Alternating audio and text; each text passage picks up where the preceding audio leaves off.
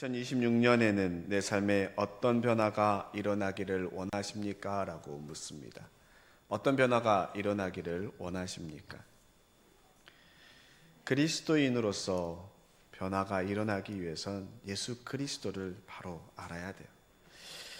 예수 그리스도를 어떻게 알고 그분이 나에게 어떤 존재로 인식하느냐에 따라서 우리의 삶이 달라지는 겁니다.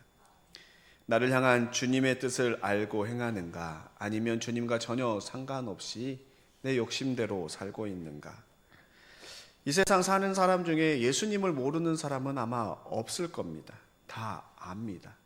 아는데 문제는 어떻게 알고 있느냐라는 거예요.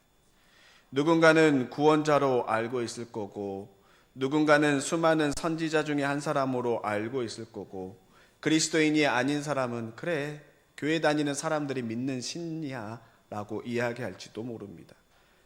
성탄절을 지나면서 크리스마스를 보내면서 전 세계 모든 사람들이 예수님의 탄생을 기뻐했는데, 중요한 건 그 예수님을 어떻게 알고 어떻게 받아들이고 그분이 나에게 어떤 영향이 있는지 나의 삶의 생각의 태도에 따라 달라진다는 겁니다. 2019년 프랑스에서 있었던 일입니다. 프랑스의 한 평범한 할머님께서 이사를 준비하면서 집안 물품들을 정리해야 되는데, 그냥 정리하는 것이 아니라 그 지역의 경매인을 불러서 물품을 감정하고 아마 경매를 하려고 했던 것 같습니다. 그 경매인이 집에 들어오자마자 주방 조리대에 있는 작은 그림 하나가 눈에 들어왔습니다. 경매인은 그 그림이 한 30만에서 40만 유로, 우리나라로 한 4억에서 5억 정도의 가치가 있을 거라고 이야기합니다. 조리대 놔둔 그림이 4억에서 5억이라니 깜짝 놀란 겁니다. 그 그림은 이탈리아 화가 치마부에가 그린 성화 조롱당하는 그리스도였습니다. 치마부에는 레오나르도 다빈치보다 200년 앞선 르네상스의 아버지라 불리우는 세계적인 거장 화가였습니다. 그 사실이 알려지자 그 그림이 가격이 10배를 띱니다. 400만에서 600만 유로, 약 54억에서 81억 정도 될 것 같습니다 라고 이야기합니다. 그리고 2019년 10월 27일 프랑스 파리 북구 상스리에 있는 경매장에서 경매를 시작했는데, 그 그림이 2,400만 유로, 316억에 낙찰이 되었습니다. 어마어마한 금액입니다. 그 할머니는 그 그림이 어떻게 자기의 집으로 들어왔는지도 모릅니다. 그냥 종교적인 상징물 같아서 그냥 조리대, 흔히 말하는 가스레인지 옆에 그냥 둔 하나의 그냥 그림, 작은 그림에 불과했습니다. 그런데 그 그림의 진가가 발견되자 316억이라는 어마어마한 가격에 낙찰이 된 겁니다. 할머니가 그 그림의 가치를 알았다면 그 그림을 조리대 옆에 두었을 것 같습니까? 아니면 액자에 걸어서 가보에 가장 잘 보이는 데에 두었을 것 같습니까? 우리가 믿는 예수 그리스도를 여러분들은 어떻게 생각하고 있습니까? 예수 그리스도 복음의 시작, 그 복음을 어떻게 생각하고 있습니까? 정말 예수 그리스도를 바로 알고 있다면 우리의 삶의 변화가 일어나야겠습니까? 일어나야 하지 않겠습니까? 그 가치를 모르고 그냥 내가 하고 싶은 대로 하면서 내 일을 이루기 위해 예수님을 이용하는 것이 아니라, 정말 예수님께서 왜 이 땅에 오셨고 십자가 보혈의 의미를 안다면 우리의 삶에 어떤 변화가 일어나야 하겠습니까? 분명한 사실은 우리 주변에 죽음 직전까지 갔다가 다시 살아나신 분들의 고백을 들어보면 이 세상을 바라보는 관점, 세계관이 달라집니다. 덤으로 준 이 세상 더 열심히 사는 거예요. 예수님께서 우리를 구원하신 구원자로 안다면 우리는 이 세상에 어떠한 삶을 살아야 하는가? 그 말씀이 오늘 저와 여러분들이 읽은 이사야 말씀과 로마서 말씀, 그리고 마가복음 1장에 기록되어 있습니다. 먼저 구약 이사야 말씀입니다. 이사야 62장은 이스라엘 백성들이 바벨론 포로에서 돌아온 그들의 비참한 현실을 기록하고 있습니다. 성전은 지어졌지만 성벽이 없어 불안했고, 주변 나라들로부터 끊임없이 소확물을 빼앗기고 과도한 세금을 내야 되고, 형년이 겹쳐서 자녀들을 종으로 팔아야 할 만큼 가난한 삶을 살았습니다. 포로로 갔다가 돌아왔는데 삶이 나아진 것이 하나도 없습니다. 하나님의 백성이라고 하는데 하나님의 백성이 전혀 아닌 것 같습니다. 그래서 이들이 불평합니다. 하나님은 우리를 잊으셨나 봐. 아니, 하나님은 우리를 버리셨나 봐. 그들이 아주바, 버림받은 자라 이야기하고, 그들은 그들의 땅이 황무지라고 이야기합니다. 그 순간 주님께서 이사야서 62장 1절에 나는 시온의 의가 빛같이 예루살렘의 구원이 횃불같이 나타나도록 시온을 위하여 잠잠하지 아니하며 예루살렘을 위하여 쉬지 아니할 것인지. 주님께서 이스라엘 백성들을 향하여서, 예루살렘의 구원을 향하여서 잠잠하지 아니하겠다라고 이야기합니다. 잠잠하지 않는다라는 것은 내 자존심을 걸고 내가 잠을 자지 않고서라도 너희를 회복시키겠다라고 말씀하십니다. 그래서 쉬지 아니할 것이다 라고 이야기합니다. 그러면서 4절에 다시는 너를 버림받은 자라 부르지 아니하며 다시는 내 땅을 황무지라 부르지 아니하고 오직 너를 헵시바라 하며 내 땅을 뿔라라 하리니 이는 여호와께서 너를 기뻐할 것이며 내 땅이 결혼할 것처럼 될 것임이라 라고 말씀하십니다. 헵시바는 나의 기쁨이 내게 있다라고 이야기합니다. 우리를 버렸어라고 이야기하는데, 아니, 나는 너희를 버리지 아니하였고 내 기쁨이 너희들에게 있다라고 말씀합니다. 그리고 우리 땅은 황무지야 라고 이야기하는데, 아니, 너희 땅은 뿔라, 결혼한 여자, 다시 말해서 내가 너희들과의 관계를 다시 맺고 언약을 맺고 다시 회복시켜 주실 거라고 이야기하는 겁니다. 신분의 변화가 일어나고 회복이 일어날 것이다 라고 분명히 말씀하고 있습니다. 사랑하는 성도 여러분, 새해가 시작됐는데 우리의 삶은 어떠합니까? 바뀐 게 없는 것 같이 보입니다. 세상 살면서 여전히 분주하고 세상의 물질을 쫓기도 하고 명예를 쫓으며 열심히 사는데, 나름대로 신앙생활 한다고 하는데 생각처럼 잘 되지가 않습니다. 근데 주변을 둘러보니까 신앙생활도 하지 않는 것 같고 교회도 안 다니는 것 같고 신앙생활도 잘 못하는 사람들이 흔히 말하는 세상의 기준으로 잘 되는 것처럼 보이면 우리 마음에 이런 생각이 듭니다. 이스라엘 백성처럼 하나님이 날 버리셨나 봐, 난 버림받은 자야라 이야기할지 모르지만 그것이 잘못되었다라는 거예요. 주님을 몰라서 하는 이야기라는 거예요. 주님은 지금도 쉬지 않고 하나님의 백성이 능력을 당하거나 굴욕을 당하는 것을 가만히 보고 계시지 않습니다. 분명히 말씀하십니다. 헵시바, 내 기쁨이 너희에게 있다. 우리의 자체가 주님의 기쁨이라고 이야기하시는 겁니다. 그런데 우리가 그것을 모르고 자꾸 주님이 아닌 다른 것을 바라보고 있으니까, 다른 것에서 찾으려고 하니까 힘이 들고 여전히 버림받았다라는 생각이 드는 거예요. 그렇지 않기 위해서는 6절 말씀에 예루살렘이여, 내가 너의 성벽 위에 파수꾼을 세우고 그들로 하여금 주야로 계속 잠잠하지 않게 하였느니라. 너희 여호와를 기억하시게 하는 자들아, 너희는 쉬지 말며. 너희 성벽 위에 파수꾼을 세운다라는 것은 기도하는 사람, 너희 성벽에 끊임없이 하나님께 기도하는 파수꾼을 세운다라는 거예요. 주야로 계속 잠잠하지 않게 하겠다라는 것은 쉬지 않고 끊임없이 기도하라는 거예요. 끊임없이 기도하는 파수꾼은 다시 말해서 여호와로 기억하게 하시는 자들이라고 이야기합니다. 쉽게 생각하면 이런 겁니다. 무언가를 잊지 않기 위해서는 어떻게 해야 합니까? 끊임없이 반복하고 생각하고 떠올리고 마음에 새겨야만 잊지 않고 기억할 수 있습니다. 주님을 그렇게 하라는 거예요. 주님은 지금도 쉬지 않고 일하고 계십니다. 전 세계 모든 그리스도인들이 끊임없이 기도하니까 그 기도에 듣고 응답하시기 위해서 얼마나 분주하게 움직이시겠어요. 그래서 혹시 예수님은 내가 기도하지 않아도 바쁜데 꼭 나까지 기도해서 바쁘게 해야겠냐라고 생각하시는 분들이 계십니까? 그거 얼마나 잘못된 생각이에요. 내가 더 기도하고 끊임없이 주님을 기억해야만 합니다. 제가 미국에서 유학생활하면서 미국은 끊임없이 두드리는 자에게 문이 열립니다. 유학생활하면서 형편이 힘들어서 학교에서 아르바이트를 하는데 그냥 가만히 있는 학생에게 이거 하라고 주지 않습니다.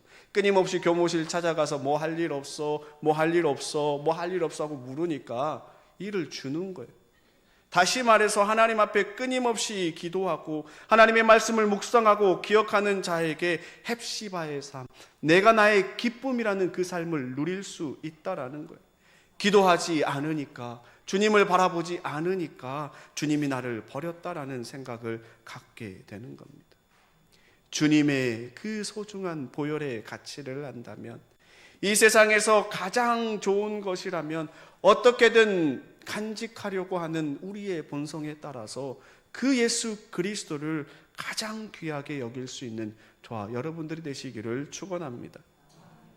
프랑스의 그 할머니, 그 그림의 가치를 모르니까 조리대 옆에 기름 튀고 반찬 간장 튀는데 두었다가 나중에 그 가격을 보고 얼마나 놀랐겠습니까? 조금 더 잘 가꿀 걸. 혹시 여성분들이 들고 다니는 가방이 명품인지 가품인지 구별하는 방법을 아십니까? 웃으시는 분들은 아시는 것 같은데 비 오는 날 되면 안다고 하시던데요. 비 오는 날 되고 이렇게 쓰고 가면 가품이고 들고 안고 가면 진품이라고 이야기합니다. 세상에 가방도 진품을 그렇게 안고 다니는데 예수 그리스도의 그 소중한 가치를 안다면 우리가 정말 주님을 만나고 그리고 또 모든 걸 받으려고 노력해야 되지 않겠습니까? 헵시바, 주님의 기쁨이 우리에게 있는 삶, 그 삶을 누리기 위해서 주님께서 이 땅에 오셨고 그 이 땅에 오신 예수 그리스도를 기록한 마가복음 1장 1절에 하나님의 아들 예수 그리스도의 복음의 시작이라고 이야기합니다. 그러면서 처음 기록된 사건이 주의 길을 예비하는 세례 요한입니다. 세례 요한은 그 당시 대단한 영향력이 있는 사람입니다. 권력자들이 두려워했습니다. 그의 한마디 말에 수많은 백성들이 따라다니고 움직였기 때문에 백성들의 압도적인 지지를 받은 영적 지도자였기 때문에 두려워했습니다. 그리고 심지어 400년의 침묵을 깨뜨린 엘리야가 다시 나타났다, 엘리야 선지자라고 믿을 정도로 영향력이 대단했던 사람입니다. 실제로 약대 토롯을 입고 허리에 가죽띠를 띤 모습은 열왕기하 1장 8절에 기록된 예레미야의 모습과 혹 비슷하였기 때문에 더 그랬습니다. 그런데 이 세례 요한이 마가복음 1장 7절과 8절에 그가 전파하여 이르되 나보다 능력 많은 이가 내 뒤에 오시나니 나는 굽혀 그의 신발끈을 풀기도 감당하지도 못하겠노라. 나는 너희에게 물로 세례를 베풀었거니와 그는 너희에게 성령으로 세례를 베푸시리라. 예수 그리스도가 어떤 분인지 안 세례 요한이기에 그 당시 수많은 백성들의 지지를 받은 자에도 불구하고 나는 그분의 신발끈 풀기도 감당할 수 없는 작은 자라 이야기합니다. 그리고 그분이 오실 길을 준비합니다. 이 땅에 살아가는 우리가 예수님의 그 가치를 안다면 예수님의 오실 길을 준비하는 자의 모습이 어떠해야 된다고 생각하십니까? 우리가 예수님 오실 길을 준비하는 것은 다른 것이 아니라 예수님을 알지 못하는 자들이 예수님을 바로 알 수 있도록 전하는 삶을 살아야 됩니다. 그 전하는 삶을 살기 위해서는 내가 먼저 예수님을 바로 알아야만 합니다. 세례 요한이 그분의 신발끈 풀기도 감당하지 못한다라고 이야기한 그 예수님께서 세례 요한에게 세례를 받습니다. 세례 요한도 대단한 분이고 예수님도 대단한 분인데 두 분의 겸손이 그 세례 장면에 담겨져 있는 겁니다. 그리고 그 세례를 받는 순간 하늘이 갈라지고 성령이 비둘기같이 내려오더니 하늘로부터 음성이 들리기에 너는 내 사랑하는 아들이라 내가 너를 기뻐하노라 하시니라. 이 음성이 들리는데 예수님께서 어떤 사역을 하지도 않으셨어요. 병자를 고치지도 않았고 무리를 걷지도 않았고 오병이어의 놀라운 기적도 일으키기도 전에 주님께서 예수님을 향하여 말씀하시기를 너는 내 사랑하는 아들이라 내가 너를 기뻐하노라라고 이야기합니다. 무엇을 해서 받은 칭찬이 아니라 그냥 그 존재 자체가 하나님의 아들임을 입증해 주는 성령의 메시지, 하나님의 말씀이었습니다. 한번 우리의 삶을 생각해 보시기 바랍니다. 우리는 어떤 존재입니까? 우리는 무언가 해서 구원을 받으려고 합니까? 무언가 해서 남들에게 입증받으려고 합니까? 실패했을 때, 일이 잘 되지 않을 때 끊임없이 사단은 우리에게 이야기합니다. 너는 작년에도 실패했는데 올해도 되겠니? 너는 남들보다 가진 게 없잖아. 넌 버림받은 존재야 라고 끊임없이 이야기하는데 주님은 우리에게 말씀하십니다. 아니야. 너는 내 사랑하는 아들이야. 너는 내 사랑하는 딸이야. 내가 너를 위해 내 아들을 주었다. 우리가 어떠한 상태에 있든지 간에 전혀 관계없이 우리의 존재 그 자체로 주님께서 사랑한다라고 말씀해 주셨고 우리 존재 그 자체가 하나님의 기쁨이라고 이야기하십니다. 이 사실을 잊지 않기 위해서 우리는 끊임없이 하나님의 말씀에 귀를 기울여야만 합니다. 오직 말씀과 기도로 주님을 바라보면 우리 안에 내 안에 계신 주님으로부터 내가 사랑받는 자녀라는 확신이 들면 우리 공동체 안에서 옆에 있는 집사님, 권사님, 장로님을 볼 때 그들을 품을 수 있는 넉넉함이 우리 안에 생겨나는 거예요. 그렇지 않고 세상 소리에 자꾸 귀를 기울이면 시기하고 비교하고 깎아내리고 질투하는 거예요. 왜냐하면 내가 인정받고 싶어서. 하지만 그렇게 하지 않아도 주님께서는 우리의 있는 모습 그대로 내 딸이다, 아들이다라고 말씀하십니다. 그 사랑이 우리 안에 풍만하면 옆에 있는 집사님, 권사님, 장로님을 볼 때마다 헵시바, 집사님이 하나님의 기쁨입니다. 권사님이 하나님의 기쁨입니다. 나도 하나님의 기쁨입니다라고 바라보게 되고 이것이 바로 공동체의 회복의 시작이 되는 겁니다. 이 회복을 하기 위해서 바울이 로마서 말씀을 통해 우리가 어떠한 존재인지 알려주는 겁니다. 그 원리는 다른 것이 아니라 접붙임의 원리입니다.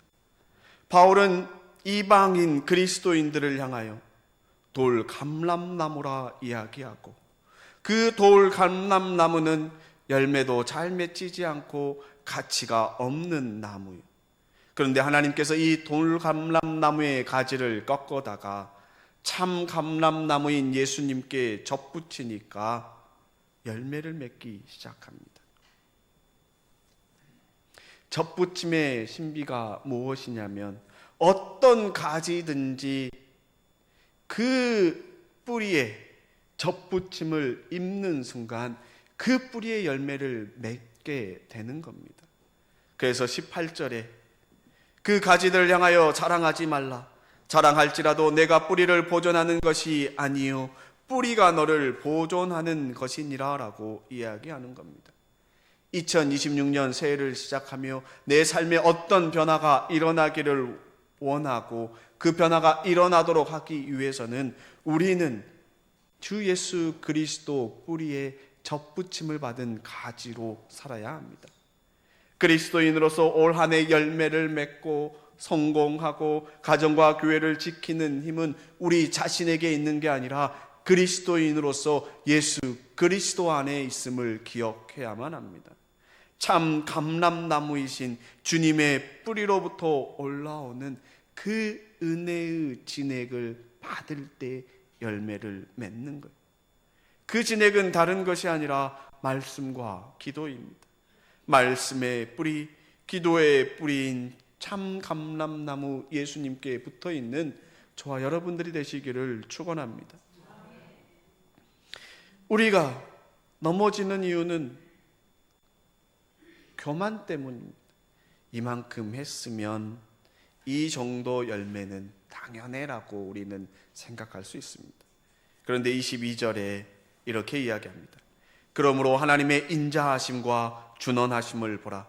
넘어지는 자들에게는 준언하심이 있으니 너희가 만일 하나님의 인자하심에 머물러 있으면 그 인자가 너희에게 있으리라. 그렇지 않으면 너도 찍히는 바 되리라. 사도 바울은 경고합니다.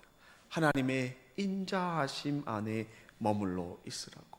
그 인자하심이 없으면 우리도 언제든지 꺾일 수밖에 없는 연약한 존재라는 사실을 기억하라는 겁니다. 다시 말해, 내 자신을 드러내려는 순간 우리 안의 회복은 무너지는 것. 우리는 주님을 바라보아만 합니다. 사랑하는 성도 여러분, 2026년 새해를 시작하며 무엇을 결단하며 나아가시겠습니까? 예수 그리스도의 복음, 그 가치를 바로 알고 전하는 저와 여러분들이 되시기를 축원합니다. 말씀과 기도로 예수 그리스도 뿌리 안에 첫부침을 받아 열매 맺고 우리 삶의 변화가 일어날 수 있기를 소망합니다. 하나님께서는 우리를 향하여 분명히 말씀하셨습니다. 햇시바, 너는 나의 기쁨이라고 이야기하셨습니다. 그리고 마가복음에 세례 요한이 예수님께 세례를 주는 장면을 통하여서 주님께서 분명히 말씀하시기를 너는 내 사랑하는 자녀다라고 확증해 주셨습니다. 그리고 예수 그리스도 참 감람나무 뿌리에 붙어 있을 때 은혜의 열매를 맺을 수 있다라고 이야기하십니다. 이 사실을 기억하고 우리 삶의 변화가 일어나는 2026년 한 해가 될 수 있기를 축원합니다. 이 일을 위해서 다음에 세 가지를 매일 할 수 있기를 소망합니다. 첫 번째는 매일 하나님의 말씀을 묵상하고 기도하면서 우리 자신에게 스스로 선포하고 또 하나님께 간절히 기도하기를 소망합니다.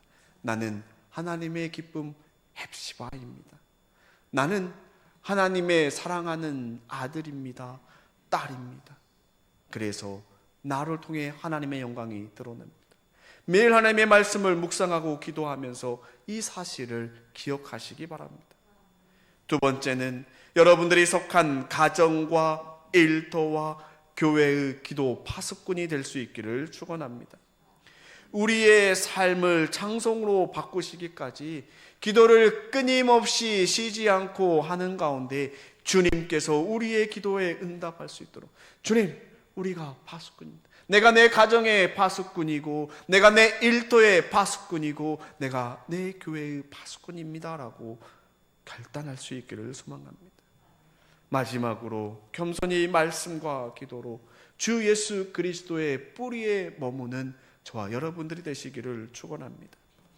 내 힘으로 무엇을 하려고 하는 것이 아니라 주님의 은혜의 진액으로 말미암아 열매 맺는 우리는 가지에 불과함을 기억하시기 바랍니다. 매일 하나님의 말씀을 읽고 매일 기도하는 가운데 주님으로부터 받은 그 사랑을 사랑하는 우리 자녀들에게, 손자, 손녀손들에게, 내가 만나는 모든 사람들에게, 특별히 봉산교회가 있는 이 지역사회에 나누는 저와 여러분들이 되시기를 축원합니다. 주 예수 그리스도의 복음, 그 귀한 가치를 바로 알고 소중히 여기며 전하는 봉산의 성도님들 되시기를 다시 한번 축원합니다. 이 시간 함께 한 목소리로 기도하기를 소망합니다.